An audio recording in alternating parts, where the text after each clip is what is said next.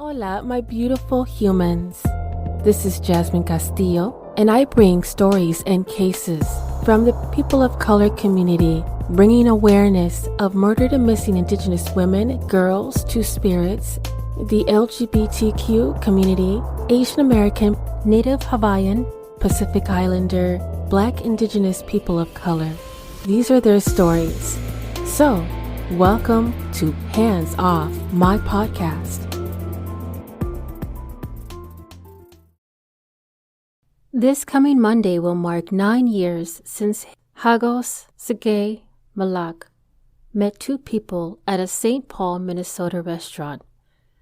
A grainy surveillance image of someone using his ATM may show the last person to see him alive. This is Hagos Story.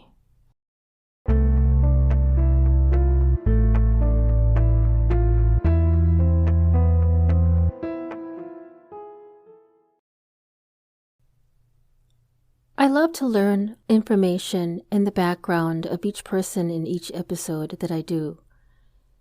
And Hagos was originally from Edra, which was also considered the official estate of Edra, the country in the Horn of Africa region of Eastern Africa, with its capital and the largest city at Asmara. It is bordered by Ethiopia in the south, Sudan in the west, and Djibouti in the southeast. The oldest human remains were found in this area that dated back to 1 million years old. An anthropologist indicated that this may be the area that contains significant records relating to evolution. The country of Edra is a multi-ethnic country with 9 recognized ethnic groups. Most residents speak languages from the Afroasiatic family, either of the Ethiopian Semitic languages or the Cushitic branches. And after World War II, Edra became part of Ethiopia. And in 1991, they gained their independence from Ethiopia after a 30-year-long battle fought between Eritrean People's Liberation Front and the Ethiopian Army. They officially celebrated their 28th anniversary this year, the independence on May 24th. Here are a few famous people who came from Edra. Tiffany Haddish, an American stand-up comedian and actress. Her father was an Edran descent. She was named one of the 100 most influential people in the world by Time magazine in 2018. Dr. Tedros Adhanom Ghebreyesus. He was elected as a Director General for a 5-year term in May of 2017. He is the first person from the WHO African region to head the world's leading public health agency. Joe Negus, the son of an Eritrean immigrant, he made history when he became the first American of Eritrean origin to win a seat in the Congress. Nat Biahe, who is an NFL player born to an Eritrean father and a Black American mother, and in 2014 he became the first Eritrean American to be drafted into the NFL when the New York Giants selected him as their 5th round, 152nd pick.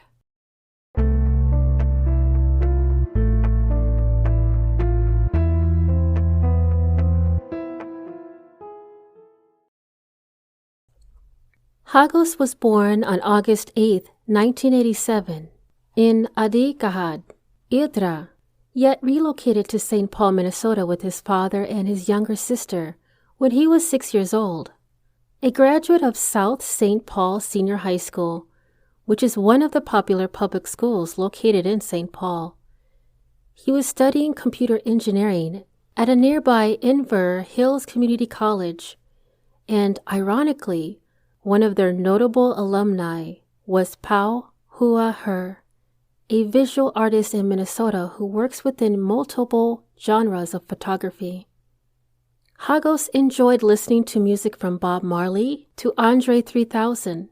His sister, Wainy, fondly recalls that was a hard-working family man and described him as a sweet, fun-loving computer geek. One of the things he loved was going out to dinner with his family. and his favorite place were buffet restaurants. That would be the last place he would be seen.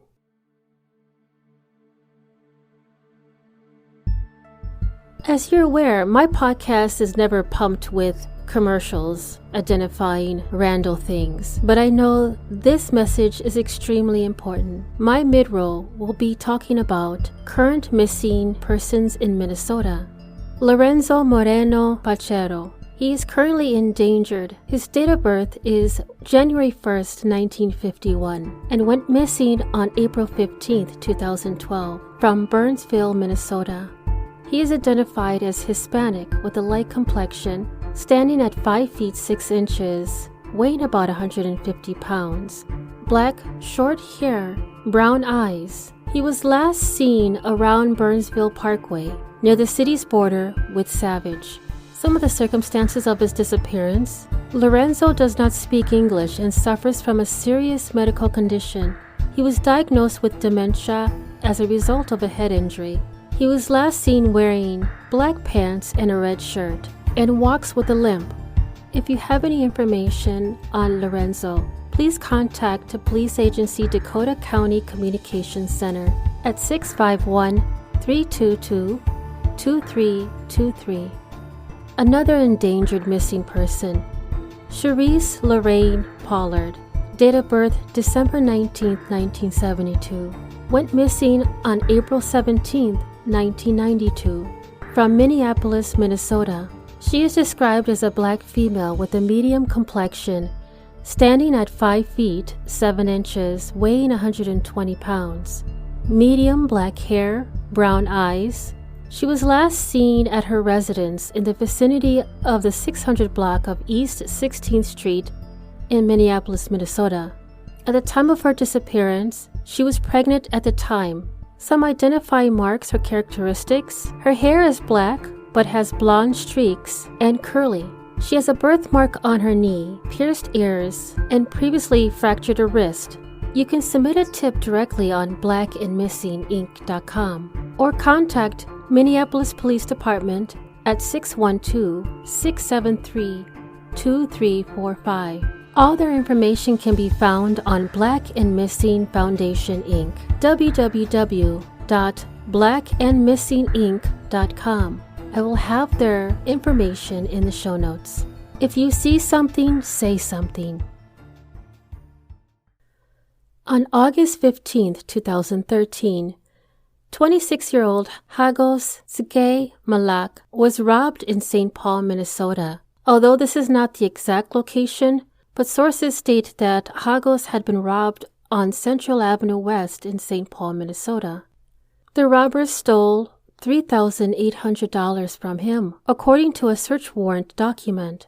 Hagos ends up with the cell phone of one of the robbers and uses the phone to attempt to contact his assailants to get his money back. But when he was unsuccessful, Hagos made an appointment to see a St. Paul police officer. Later on, Joseph Graves, 22, and Wayne Brown, 23 at the time, were arrested and charged with the robbery and attacking Hagos. On August 28th, Hagos took a bus, leaving his home downtown around 9 p.m., towards the Hunan Garden restaurant, intersected between Cedar Street North and 6th Street East, which was downtown St. Paul, Minnesota, arriving to the restaurant around 10 p.m. As Hunan Garden began to close their doors at 1:45 a.m.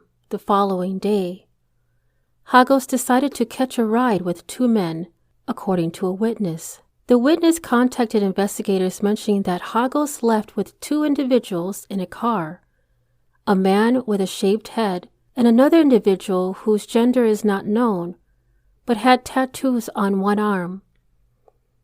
Almost 3 hours later, at 4:30 a.m., an unidentified woman was seen on surveillance footage using Hagos' credit card at an ATM in Minneapolis. I can see clearly in the photos that she's holding the debit card with her shirt, trying to avoid to get fingerprints on it. Police were later called at around 6:40 a.m. that same morning, August 29th, to a parking lot on the 5700 block of Hamline Avenue North in Shoreview, Minnesota, with reports that witnesses had seen someone slumped over on the ground near a building on that block. When police arrived, they found Hagos, who had been shot and killed. He did not have any forms of identification on him, which we could come to some agreement that it was taken off of him either during or after his encounter with a person of interest. Later on September 25, 2013, around 11:30 a.m., there was a press conference that was held. You can see his sister, Wainy, in a video clip leading the charge to get answers for her brother who, just days earlier, had written her a letter telling how proud he was of her. Quote, "I am really proud of you. You accomplished what I wanted to do in a matter of a short time. I hope your first year goes well. I know you will make our family proud. Keep strong and stay smart. Don't make poor decisions, and if you need advice, I am here. Love, Hago." End quote. In the Star Tribune, his sister was quoted, "He was my other half, my best friend, and someone took my brother's life and discarded him like garbage." End quote. Hagos' father is seen wiping his eyes with such grief and loss. This tore my heart apart. To see the moment when a family has come with terms that a lost loved one is gone and they are left picking up the pieces, fighting for justice, fighting to keep their family standing with such a tragedy. It has been almost 10 years since Hagos Melake was found murdered 5 hours after meeting 2 people at a St. Paul, Minnesota restaurant. The Ramsey County Sheriff's Office has not said whether the robbery and Melake's death are related and are still investigating the case. Yet they have ruled out that there isn't a connection to Hagos' death to any of the recent Somali gang homicides that occurred around the time of him being found. The Hagos family doesn't have any involvement nor affiliations with the gangs surrounding that area.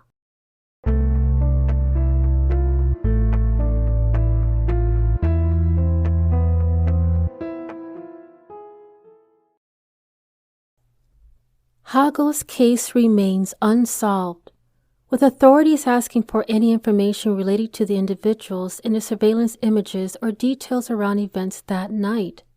I will have the links of the photos and videos in the show notes. There is currently a reward of $1,000 for any information identifying the unknown individuals that leads to an arrest. Remember when I identified that Hagos had made an appointment to meet with a police officer regarding the previous robbery? That appointment was on the day he was killed. The 2 people Hagos left with are identified as a Black American male with a shaved head, and the other one was a light-skinned person with an uncertain gender or race, with short dark hair and an orange or red t-shirt. The second person also had several arm tattoos. The third person of interest is a Black American woman who used Hagos' bank card at 4:30 that morning at Minneapolis U.S. Bank on West Broadway Avenue near DuPont Avenue. She struggled with the transaction for several seconds before successfully getting some money. She is not a suspect in his death, but is possibly a witness. If you have any information about her identity, please contact the Criminal Investigation Unit at 651-266-7320. And if you prefer to remain anonymous, you can submit a tip through Crime Stoppers, case number 13-30971. I will have all the information in the show notes.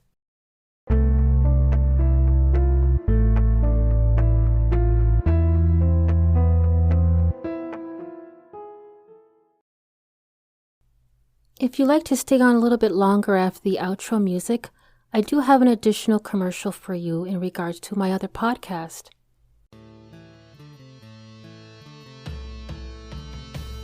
Thank you for listening to Hands Off My Podcast.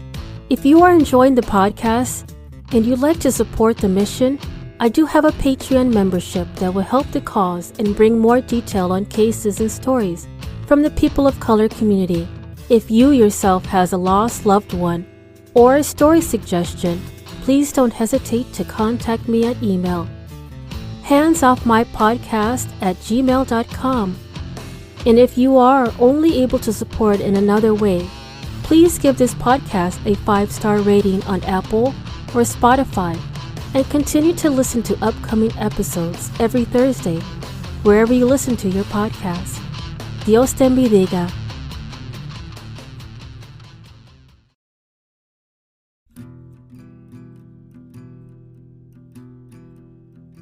A clip of my next upcoming guest on POLLUZION podcast, and can be listened to any of the podcast platforms every Friday.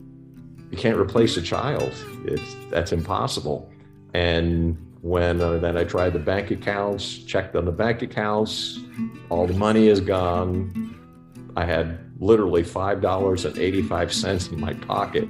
That was it. And that's all I had. So I said, well, number one problem, we got to get the child home. So started calling around, called the school. Another family had picked her up, called that family. They weren't home.